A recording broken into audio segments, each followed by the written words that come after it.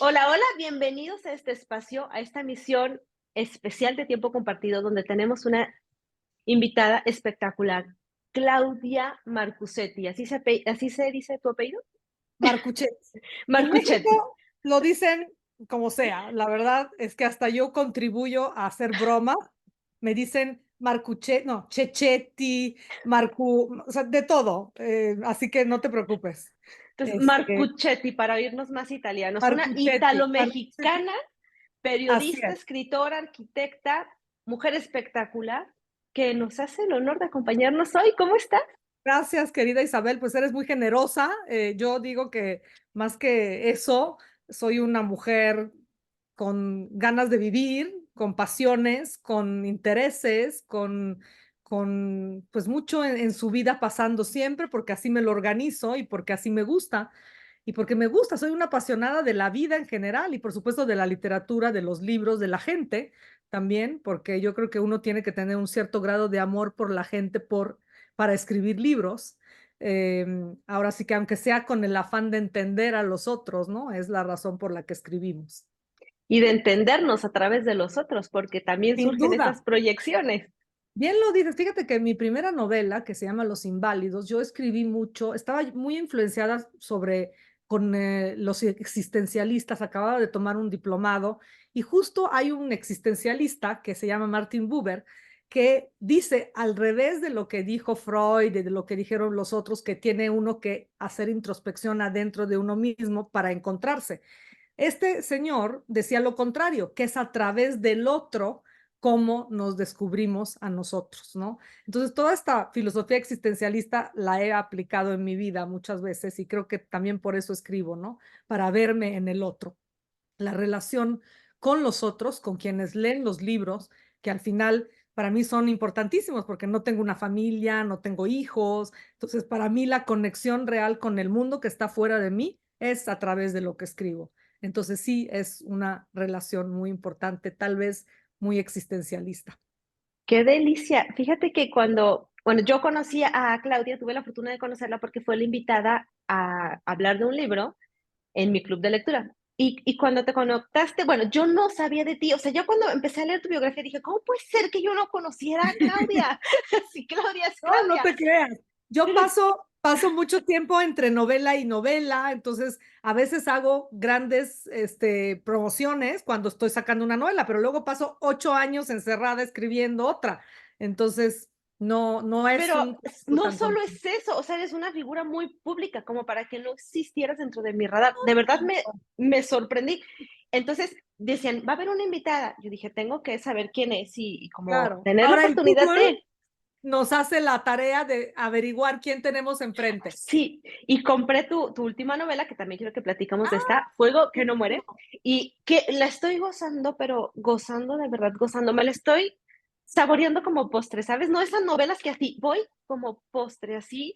¡Qué Es que delicia! es una novela compleja, con mucha información, con mucho dato histórico y, por supuesto, de una época que tampoco es tan fácil entender, sobre todo Sí. tú que estás tan jovencita, ¿sabes? Son cuestiones que ya no nos pertenecen, aunque nos afectan, porque lo que hicieron estas personas en los años 20, en los años 40, incluso en los 80, que es hasta donde llega la novela, pues al final repercutieron en quiénes somos y cómo actuamos hoy. Entonces, por eso la importancia de la novela histórica y por qué a mí me gusta tanto leerla y escribirla.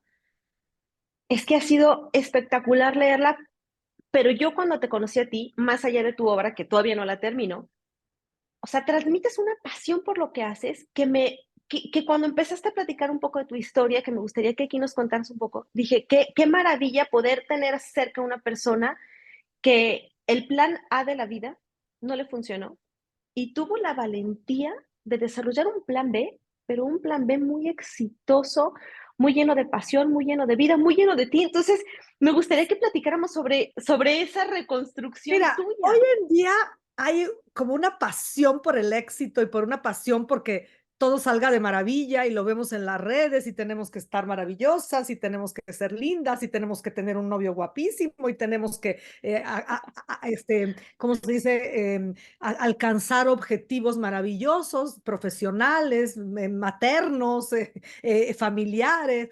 O sea, la verdad es que yo no estoy casada con el éxito para nada. Es más, creo que el éxito a veces es incluso un, es contraproducente, por decirlo de algún Ujú. modo, ¿no? ¿Quién nos dijo que el éxito es la solución de las cosas, ¿no? Entonces, yo no considero particularmente mi vida exitosa, al contrario, la considero llena de fracasos. Sin embargo, creo que la actitud que uno tiene hacia ese vivir en éxito o en fracaso es lo que uno puede realmente cambiar y lo que está en las manos de uno. Y es lo que hace la diferencia entre personas que no están satisfechas y personas que transmiten una buena energía, ¿no? Yo creo que eso es una naturaleza mía, ¿no? La de ver para adelante, la de pensar en positivo. Yo siempre digo, a mí, ahora todo el mundo dice que hay que pensar en positivo, que porque eso, yo pienso en positivo simplemente porque me siento mejor pensar en Ujú. positivo que pensar en negativo, no porque crea que pensando positivo o visualizando las cosas suceden. No lo creo. Creo que la vida tiene muchos recovecos que es difícil identificar, hay circunstancias, hay cuestiones que están completamente fuera de nuestro alcance, ¿no? Entonces, yo creo que simplemente cambiando la actitud sí cambian las cosas para uno, por lo menos. No sé si en el escenario general, pero para uno sí cambian las cosas, uno vive mejor, sin duda, teniendo una actitud más positiva a sus circunstancias y por supuesto también ganas de hacer y superar los propios obstáculos y los propios errores, ¿no? Creo que eso también es básico. Como ves,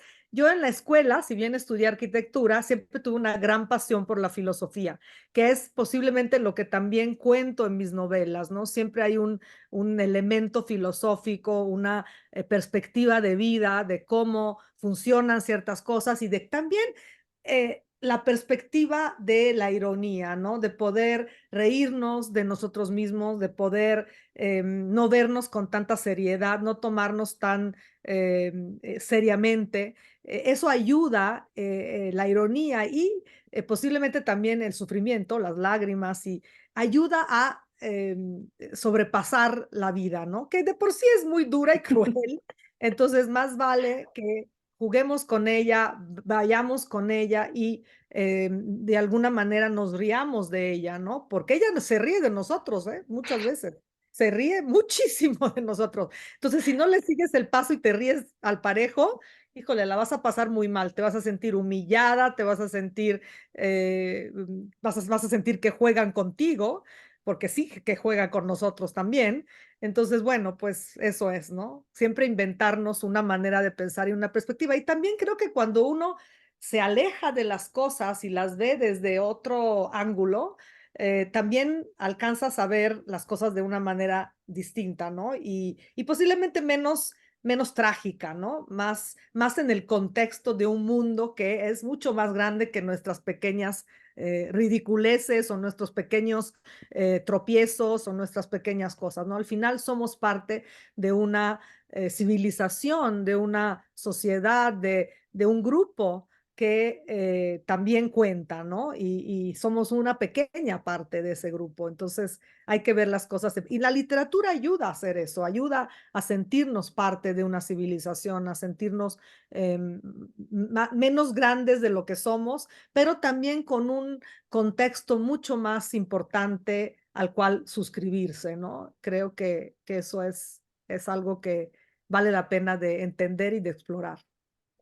Y es que me parece espectacular la forma en la que lo dices, porque de tener una vida estructurada a Ahora, pasar, yo no tuve nunca una vida demasiado estructurada. A ver, repasemos. Yo a ver, llego ajá, a México, o sea, primero vengo de una tradición familiar desastrosa, vengo de, como la mayoría de nosotros, yo dudo que sí, alguien hoy pueda decir vengo de un hogar feliz, porque creo que no los hay, pero bueno, vengo de una tradición distinta, incluso políticamente hablando, socialmente hablando, de dos padres que no tenían nada que ver juntos, que finalmente se divorcian y mi madre decide pues poner un océano entre mi papá y ella, y es decir, irse lo más lejos posible, agarrar a su hija sin permiso del señor y traerla a México, sin que yo hablara siquiera español. Entonces, como Ujú. ves, mi vida así muy estructurada no estaba, ¿no? Llegué en un desastre a una escuela donde me decían la italiana, donde tenía que sacar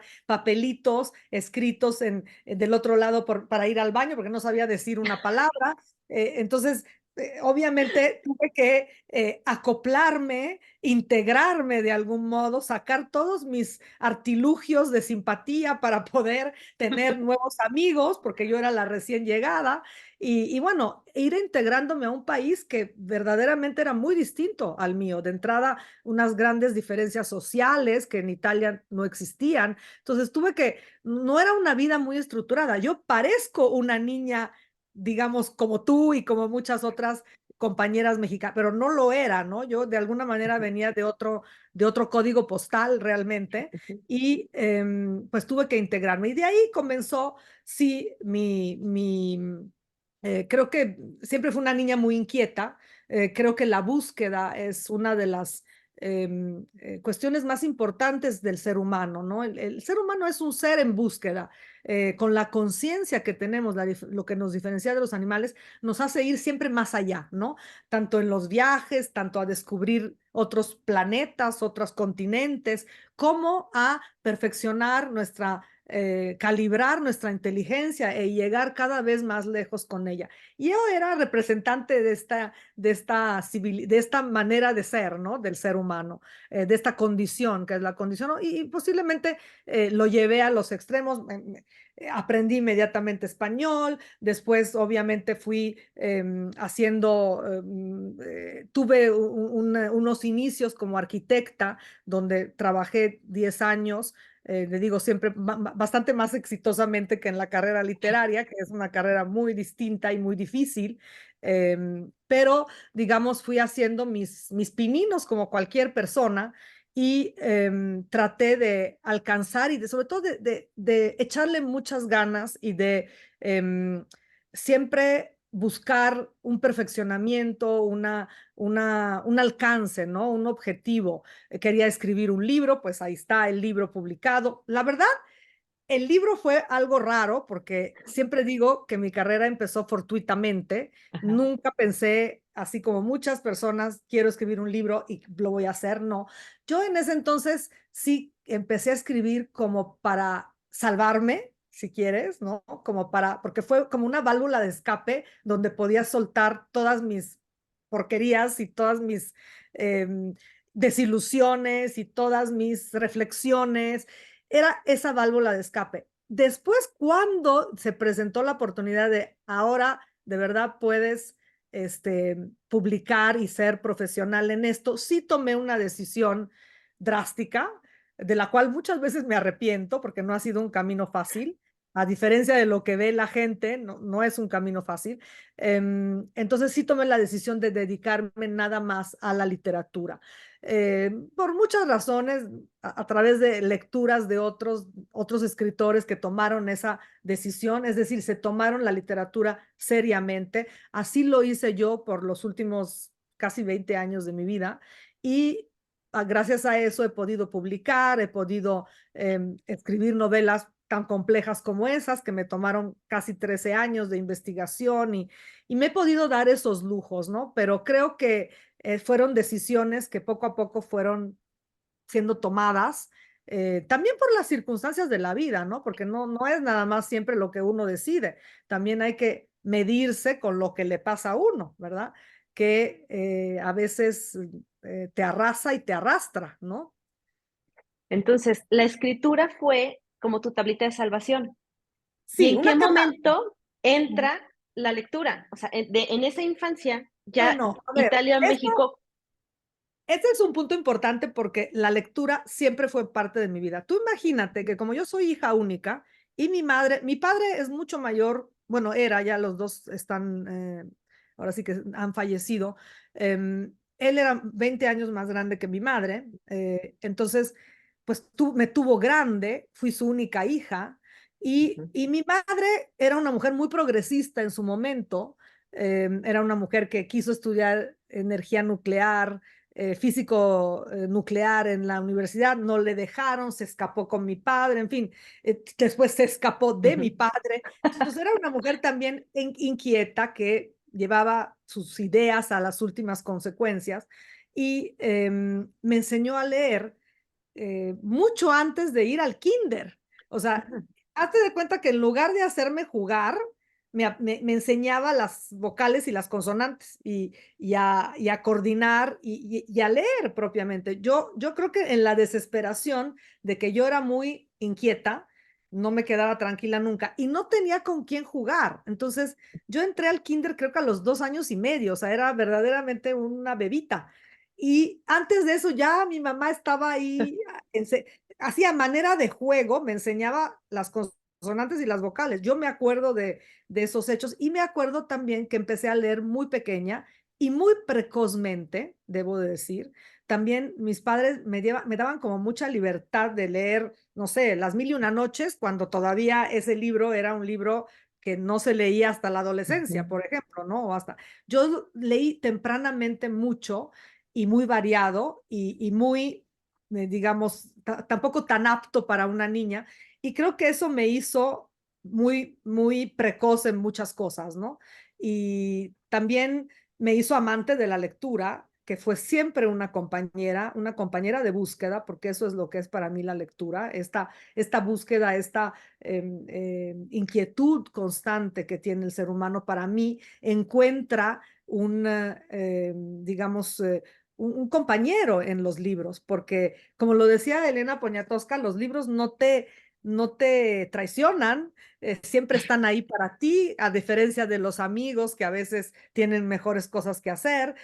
Un libro es verdaderamente un amigo fiel, ¿no? Entonces, eso encontré en los libros, ese hermano, esos amiguitos que a lo mejor por los cambios de país no era tan fácil conservar o no era tan fácil tener a la mano y pues me hice adicta, ¿no? Y cada vez más, porque pues por supuesto cuando empecé a escribir, que yo creo que fue una consecuencia de mi ser lector, cuando empecé a escribir cada vez le da a uno ganas de leer más, ¿no? De leer más tanto las cuestiones que le importan a su literatura, pero también simplemente por conocer, ¿no?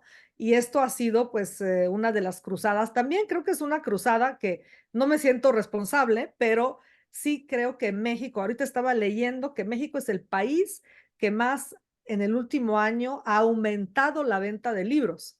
Es decir, hay felizmente después de muchos años de dar la batalla y de querer alcanzar la magia de los libros, de querer llevarla a un público más amplio, gracias a muchos como tú, fíjate, que están haciendo, digamos, trabajo en las redes, que están haciendo divulgación de cosas interesantes, no nada más de chistes o chismes o las tonterías que luego ve uno en las redes, sino que están haciendo contenido que tiene un valor para los demás, han ayudado a que los libros se revalúen y se entienda que al final los libros no son importantes en su cuestión física, sino por las ideas que contienen. Y las ideas que contienen los libros es lo mismo que se escuchen en audible o que se lean en digital, o sea, no es los libros físicos lo que cuenta de los libros, es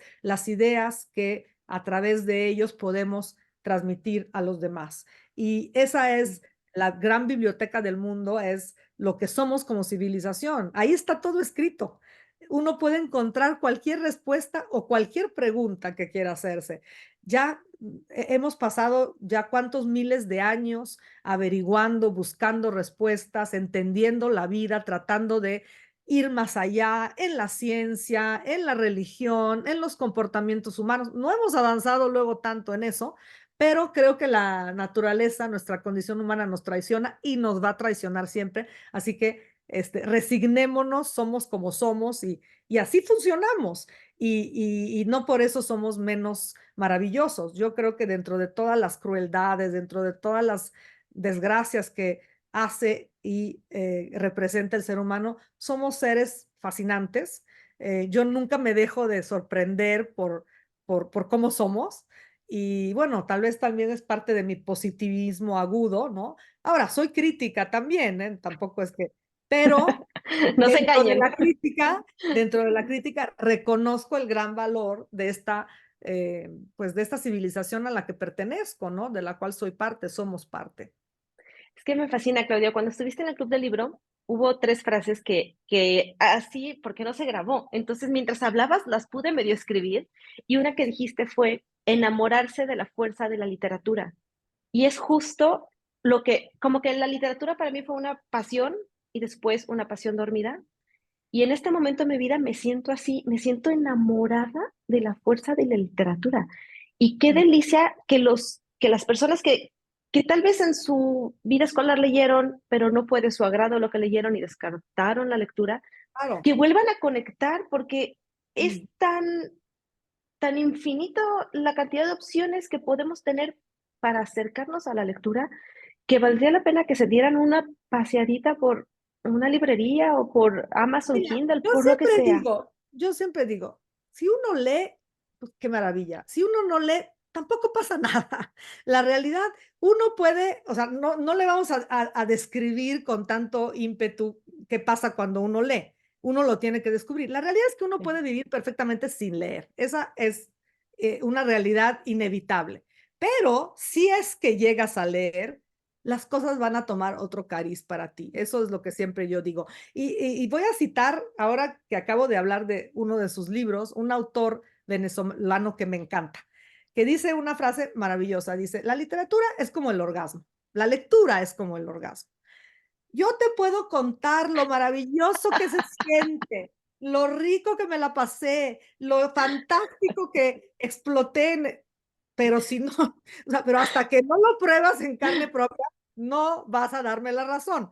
Entonces, Sí. de la misma manera que Alberto Barrera Zicaya, que es Tisca, perdón, Alberto Barrera Tisca, que acaba de escribir un libro fantástico, una excelente novela que se llama El fin de la tristeza, lo escribió, me lo dijo en una entrevista que le hice, pues de la misma manera yo le digo a los demás, yo te puedo contar misa, pero hasta que no lo pruebes en carne propia, no lo vas a poder experimentar realmente, ¿no?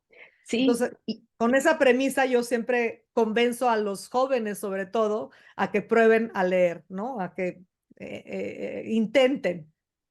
y aquí voy a colar otra de las frases que me voló la cabeza, cuando dijiste tú: "En un libro hay tinta negra y tinta blanca. La negra es lo que lees, la blanca es lo que el autor te quiso decir entre líneas". Pero Y después lo me que puse a imaginas, reflexionar. y lo que Exactamente, imaginas. y lo que yo estoy redescubriendo de mí a través de las líneas de escribir. Es que fíjate, en la disciplina literaria, o sea, es decir, en el mundo literario, uno cuenta cosas y el lector le toca imaginarlas, porque Ujú, por más que yo te describa con lujo de detalle un vestido ujú, rojo, con un o sea, cada quien va a imaginarse un vestido rojo diferente, cosa que no sucede en el cine, por ejemplo. En el cine está mucho más limitada nuestra imaginación.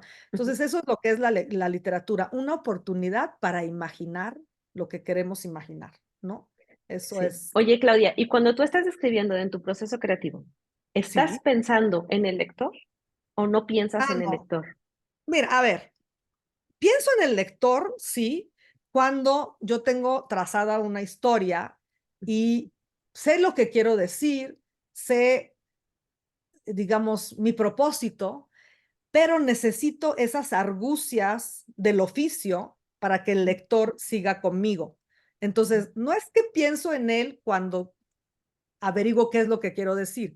Pienso en él, en cómo hacerlo partícipe de lo que yo le quiero decir, en cómo Ujú. se va a quedar conmigo, en cómo atraer su atención, en cómo no aburrirlo.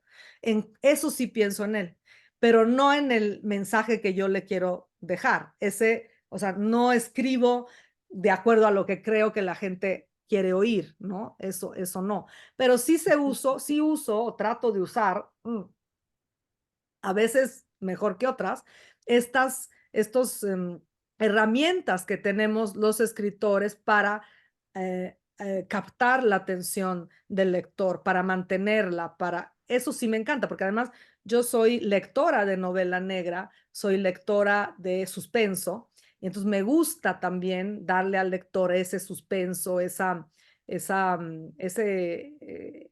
manera de interesarlo, ¿no? En lo que le estoy diciendo. Justo así siento cuando te estoy leyendo, como que me tiras ganchitos y me jalas y me tiras ganchitos y me tiras ganchitos. Y es lo que me tiene, que digo, es que no la quiero consumir, la quiero disfrutar. Entonces, Pues a platícanos de esta disfrutar. novela, Mira, Fuego que te no cuento, muere. esta novela es una novela que nunca pensé que iba a escribir, que es más, pensé, de verdad, hasta el último minuto pensé que no se iba a publicar. Es una novela que yo pensé iba a escribir un guión de cine, pensé que se iba a hacer una historia de Tina Modotti que no se ha contado todavía en el cine después de múltiples intentos por parte de cualquier cantidad de personas, incluyendo Mónica Bellucci, incluyendo la misma Elena Poniatowska que escribió Tinísima. Ella fue contratada por Gabriel Figueroa para escribir un guión. De la misma manera que yo fui contactada, no contratada porque a mí nadie me pagó, pero sí fui contactada para ser parte de el guión de de una película sobre Tina Modotti. Entonces yo no tenía intención de escribirla. Sí fue una serie de situaciones que me llevaron a decir si es una buena idea, sobre todo cuando conocí a Hugh Thomas, que es un histórico, un historiador británico, que me dijo, tu personaje no es ella, es él. Y de ahí nació mi interés muy grande por descubrir todo lo que había sucedido después de la muerte de Tina con los personajes que conforman el corolario de quienes la llevaron a, digamos, a ser conocida en el mundo como lo es hoy. Y uno de los principales es precisamente su última pareja, quien fue acusado de matarla, quien fue un revolucionario profesional. Ahora, repasemos para tu auditorio que no conoce a Tina Modotti. Tina Modotti fue una fotógrafa activista política y musa también de Diego Rivera y de Edward Weston y de muchos de los grandes artistas de principios de siglo, que vino a México. Ella era italiana de origen, después de pasar una temporada en los Estados Unidos, donde emigró con su familia, donde fue actriz de cine en el cine mudo de Hollywood, donde fue modelo y donde era una, digamos, perteneciente a la bohemia de San Francisco y de Los Ángeles de los años 20, una mujer muy liberada. Imagínate tú que fue la primera en usar pantalones de mezclilla en México. Imagínate tú que era íntima amiga de Frida, se dicen que también fue amante de Frida, al igual que de Diego Rivera. Pero tú imagínate, cuando ella ya había vivía una relación que hoy llamamos abierta, pero que Sí. siempre ha existido, porque las relaciones abiertas siempre han existido, pero que hoy pues nos vanagloriamos diciendo ya hemos conseguido hacer relaciones abiertas. Bueno, pues ella vivía una relación abierta cuando Frida todavía era una niña más joven y vivía con los papás, ¿no? Entonces, ella fue una mujer sumamente vanguardista en su época, como lo fueron muchas otras también en ese México rugiente de la postrevolución, pero que ella, digamos, acabó consagrando su vida a luchar por los derechos de los demás, desde su arena, que fue, por supuesto, en ese momento el comunismo, que era la ideología que imperaba y que se esperaba pudiese hacer esa justicia social, que a la fecha no ha logrado hacer ninguna ideología, lamentablemente. Claro, estas ideologías lamentablemente se radicalizan y entonces pues pierden la posibilidad, ¿no? de hacer sus utopías realidades. Pero bueno, esta es un poco la historia del libro. El libro cuenta la historia a partir de la muerte de Tina, que es un tema importante porque hubo mucha controversia alrededor de la muerte de Tina. Sucedió en un taxi, sola, a las 12 y tantos de la noche, mientras regresaba a su casa. Fue una muerte muy sospechosa, una muerte que le llevó a hacer 3 autopsias y que tuvo en la prensa varias acusaciones, una de las cuales fue defendida por Pablo Neruda, que era su amigo, y que le escribe un verso a Tina Modotti donde exculpa a su pareja, ¿no? Y ahí es donde se acaban los chismes alrededor y queda esa espléndida poesía que le da título al libro, que es Tina Modotti ha muerto, que termina porque el fuego no muere. Y Ujú. se termina así porque yo creo que Pablo Neruda se refería, por supuesto, a la presencia, al arte de Tina, que efectivamente no ha muerto, porque seguimos hablando de ella, sigue estando expuesta hoy en día, incluso en el Museo Jeu de Paume en París, ahora mismo, hasta el 15 de mayo. Y también a la idea de revolucionaria de hacer justicia social, a la cual también Pablo Neruda suscribió y luchó hasta sus últimos días después de la Ujú. muerte de Allende allá en Chile. Entonces, bueno, pues esa es la historia de la novela en grandes rasgos. También recorro durante prácticamente 80 años lo que fue el comunismo, cómo evolucionó, hacia dónde fue, qué pasó, por qué hoy lo adulamos o lo consideramos una herejía, ¿no? Un poco todo cómo fue que tantos millones de personas creyeron en esta idea, ¿no? Y era un poco descubrir eso porque, como te repito, creo que a través de la historia podemos entender mejor nuestro presente y posiblemente no equivocarnos en el futuro, ¿no? A la hora de entender la historia, uno tiene una perspectiva pues más amplia y es más factible que tome mejores decisiones. Dicen siempre que la historia, si no la entendemos, la repetimos. Y ese es el riesgo que corremos hoy y siempre, ¿no? Qué gran labor de investigar para poder generar todo este contenido. Sí, soy una obsesiva de la investigación.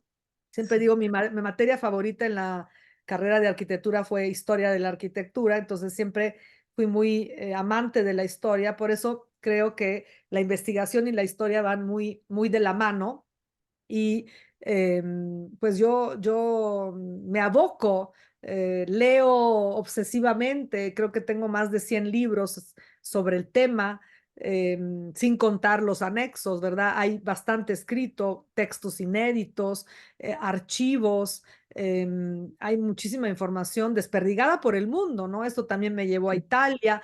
Yo no fui directamente a los archivos en Rusia o en Cuba, pero el historiador con el que, digamos, en donde me basé, sí lo hizo, con quien estuve entrevistando en varias ocasiones. Entonces, todo este material, digamos, de información, a mí me encanta ordenarlo, estructurarlo, hacer mis cuadros cronográficos, en fin, todos los elementos de la investigación histórica que aplico y al cual soy bastante fidedigna, incluso en mis novelas. Tengo otras novelas históricas, una novela histórica sobre México que me gusta mucho porque además se hace un himno a la arquitectura, que es mi carrera de profesión, porque a través de los edificios también podemos descubrir la historia. Pues bueno, en este libro también me la pasé investigando, yendo a los lugares, a Orizaba, a Río Blanco, a La Huelga, a ver todo con mis propios ojos, a entrevistar personas, a entender, ¿no? Entender cómo fue ese pasado que nos venden a veces en los libros y que no siempre es el verdadero, ¿no? Entonces esa investigación a mí me apasiona, no necesariamente porque pretendo encontrar algo nuevo, sino pretendo darle una visión menos sesgada, porque Ujú. yo siento que la historia siempre, sobre todo en el inmediato posterior al momento histórico, se escribe con la pluma del ganador o del que tiene la batuta para contarla. Y con el tiempo vamos descubriendo que a lo mejor lo que él interpretó o lo que él veía no era exactamente imparcial, ¿no? Había una parcialidad. Y creo que en eso y ahora que acabes de leer el libro ya me contarás, pero la crítica que ha recibido este libro ha sido positiva en ese sentido, que me mantengo muy neutral de tal manera que Ujú, cualquiera pueda tomar un partido y no trato de hacer propaganda política hacia un lado o hacia el otro. Creo que a mí lo que me gusta es contar las cosas y dejar que el lector, el público, saque sus propias conclusiones en cuanto a la postura. Yo trato de mantener una postura siempre en modalidad neutral, ¿no? ujú. Y eso me ha sido aplaudido porque me han comparado con otros escritores que pueden, que han podido hacer eso. No es fácil, ¿no? Siempre uno tiene una opinión y Sí. al final siempre puede salir si la deja salir más que en otras ocasiones, ¿no? En base a todo lo que dices de la investigación y de la historia, ya sé que traes prisa, entonces ya cierro con esta. No, no Una te preocupes. frase que dijiste que me gustó mucho, dijiste: "Yo no creo en los fantasmas, pero ellos sí creen en mí". Eso lo dijiste en Sí, el club del libro. Puedo entender un poco. eso me pasó mucho, no tanto con este libro, Con Fuego que no muere, donde los fantasmas eran más bien reales, porque había una Sí. descendencia y entonces tenía que lidiar con cuestiones más tangibles que Ujú, lo que sucedió con Heridas de Agua, donde estaba yo hablando de una historia remota de 500 años, y también vivía yo en un lugar que estaba cargado de energías, ¿no? De estas energías, porque yo sí creo que los edificios son influenciados ujú, por la energía que dejamos ahí los que los habitamos. Y al revés, ¿no? Los edificios también nos influencian a nosotros, ¿no? No es lo mismo estar en una palapa en Nuevo Vallarta, ¿verdad? Que no estar en el centro histórico de la Ciudad de México, donde ujú. yo vivo. Entonces, sí hay una gran diferencia de cómo nos sentimos adentro de un edificio u de otro, ¿no? Entonces, creo que eso es lo que traté de decir y los fantasmas, pues son también esas energías, son lo que no dejamos ir, lo que nos sigue preocupando de un lugar o de un hecho o de una historia. Y eso creo que así fue, ¿no? Y sí construí toda un submundo con unos fantasmas que yo pensé que para mí no existían. Y fue parte de mi imaginación, pero tal vez no, tal vez ellos salieron a través de mi boca. No, no lo puedo saber, ¿no? Claudia, qué delicia. Yo te podría escuchar por horas y horas y Ay, horas. Muchísimas gracias. gracias Fuego a ti, que no Isabel. Oh, muere, sí, sí, fuego que sí. no muere, por Vamos favor. a sacarnos la foto, por favor, que, a Ah, ver, sí. yo también traigo el mío. A A ver, ver, ¿cómo aquí la está. tomamos? Ay, a ver, yo la Tú o tomo porque yo. yo no la sé tomar Es- con yo el, tampoco. a Va, ver, espera, lo ahí hago va. Las así. dos la tomamos y la que salga mejor. Exacto. A Una, dos, ver. tres. Ah, que no se vea. Ya. Ahí está. Esta la vamos Algo a poner en saldrá. Instagram para que sigan Sí, a Claudia claro. Marcusetti en Instagram. Voy a dejar todos tus datos abajo. Sí, perfecto. Y tú también, si tú que seguramente eres buenísima en esto mejor que yo en esto de pues tú lo pones y yo Sí, te lo replico y así. sí. ¿Ok? Muchísimas gracias. No, Gracias, gracias a ti gracias. y a Y ustedes. gracias, sí. Vas. No, gracias a ti. Un beso. Y gracias al auditorio que se quedó hasta el final de la entrevista. Y recuerden, Fuego que no muere en todas las librerías digitales y de papel. Muchas, muchas Es, gracias. en audiolibro también, por Ah, si ese lo sabía, en para estar en audiolibro. el tráfico, está en Sí, audiolibro. Yo estoy leyendo en audiolibro, soy feliz porque aprovecho muchísimo cuando estoy haciendo ejercicio, cuando estoy sí, haciendo otras sí. cosas, lavando los platos, lo que sea, estoy En escuchando. audiolibro. Esa es una muy buena opción. Sí, muchísimas gracias. A ti, chao, chao.